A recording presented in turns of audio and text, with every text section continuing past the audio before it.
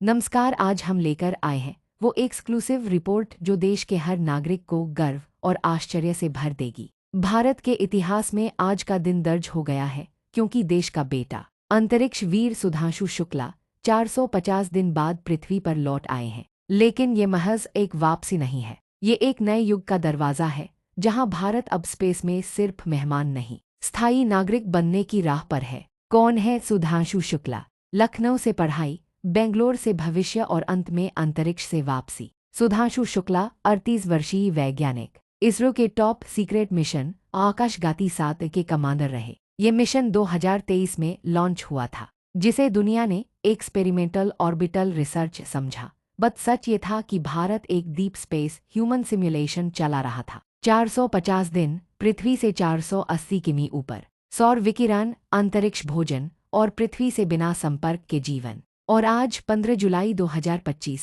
को वो भारत लौटे हैं और उनके साथ लौटा है एक नया युग। इतिहास के पन्नों से भारत की स्पेस यात्रा अगर एक महाकाव्य है तो सुधांशु शुक्ला उसका नई पीढ़ी का अर्जुन है। जरा देखिए हम कहाँ से चले थे। इसरो की शुरुआत 1969 में एक छोटी लैब से। राकेश शर्मा 1984 भारत का पहला मानव अंतरिक्ष में। चंद्रयान 1 2008 चांद पर पानी की खोज। मंगलयान 2014 भारत बना पहला देश जो सस्ते में मंगल तक गया। चंद्रयान 3 2023 साउथ पोल पर लैंडिंग।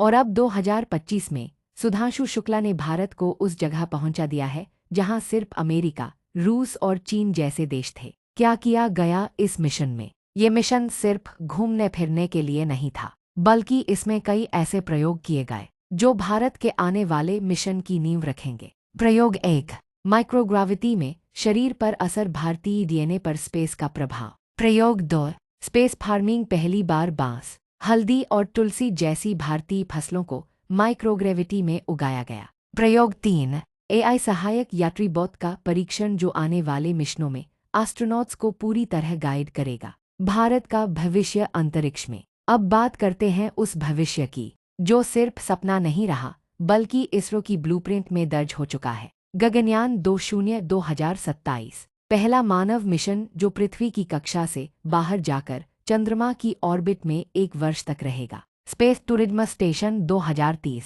नवयान स्टेशन, एक कक्षा में स्थित होटल जहां एक आम नागरिक भी घूम सकेगा। तो दोस्तों, वीडियो अच्छा लगा हो तो लाइक करें, कमेंट में बताएं, शेयर करें और चैनल को सब्सक्राइब करना बिल्कुल न भूलें। और हाँ, सब्सक्राइब करते ही आपको रोज 5000 जीतने का मौका मिल सकता है, हर दिन एक लकी विनर। देर मत कीजिए, अभी सब्सक्राइब कीजिए। सूर्य दृष्टि अभियान, सूर्य के वातावरण का प्रत्यक्ष अध्ययन, भारत सूर्य के सबसे नजदीक पहुंचने की तैयारी में। मंगल पर रोबोटिक बेस यंत्र, एक एआई पावर्ड स्मार्ट बेस जो खुद खेती, मरम्मत और ऊर्जा निर्माण कर सकेगा। पृथ्वी के बाहर भारतीय research station, project the edge of तरंगा, भारत का चंद्रमा पर स्थायी बेस। इसरो का नया चेहरा, गुप्त मिशनों का मास्टर। इसरो अब सिर्फ रॉकेट लॉन्चिंग एजेंसी नहीं, ये अब एक अंतर्राष्ट्रीय रणनीतिक शक्ति बन चुका है। सुधांशु शुक्ला का मिशन था इतना गुप्त कि उसकी जानकारी सिर्फ 11 लोगों को थी,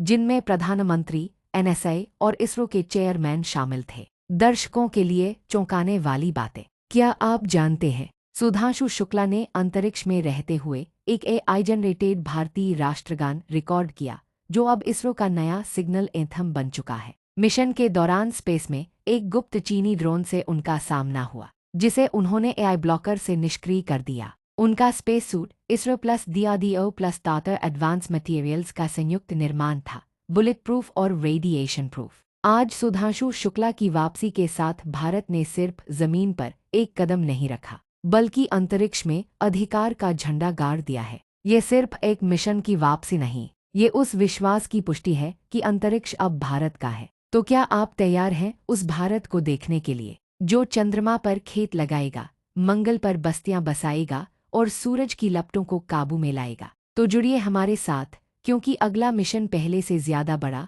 गुप्त और ऐतिहासिक होगा। वीडियो अच्छा लगा हो तो लाइक जरूर करें, नीचे कमेंट में बताएं क्या आप स्पेस टूरिज्म के लिए जाएंगे। शेयर करें उन सभी को जो भारत पर गर्व करते हैं। और हाँ, सब्सक्राइब करें क्योंकि अगली रिपोर्ट होगी और भी ज्यादा एक्सक्लूसिव।